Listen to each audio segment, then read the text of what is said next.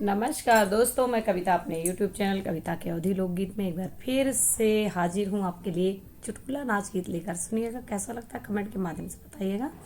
Channel पर नए हो तो सब्सक्राइब कीजिएगा, वीडियो को लाइक कमेंट और शेयर कीजिएगा। गैली माटरी के खेत मेड़िया पड़ गईली सकेत, गैली माटरी के खेत मेड़िया पड़ गईली सके, बिछिया मारी के लुकानी ना देखानी बाल माँ, बिछिया मारी के लुकानी ना देखानी बाल माँ। आए ससुरु झरवार, बैठी सासु रखवार, आए ससुरु झरवार, बैठी सासु रखवार, छछकाले कई के रोवे मोर बल माना, छछकाले कई के वे मोर बला मुआना। गईल मटरी के खेत मेड़िया पड़ गईली सके, बिछिया मारी के लुकानी ना देखानी बाल माँ, बिछिया मारी के देखान लुकानी ना देखानी बाल। आए जेठा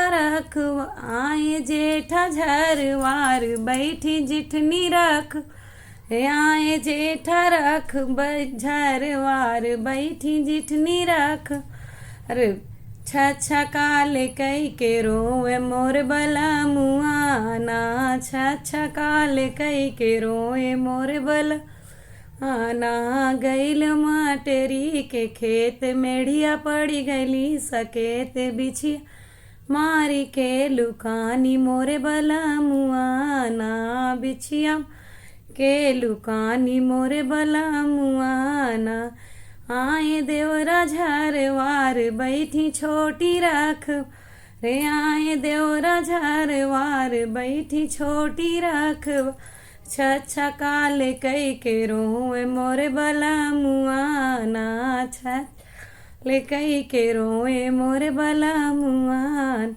गईल मटरी के खेत बेड़िया पड़ी गईली सकेत, मटरी के खेत मेढ़िया पड़ी गईली सकेत, बिछी मारी के लुकानी ना देखानी बाल माँ, बिछी के लुकानी ना देखानी बाल माँ। धन्यवाद। आपको मेरा ये गीत कैसा लगा कमेंट के माध्यम से बताइएगा। चैनल पर नया हो तो सब्सक्राइब कीजिएगा, वीडियो को लाइक कमेंट और शेयर कीजिएगा। धन्यवाद।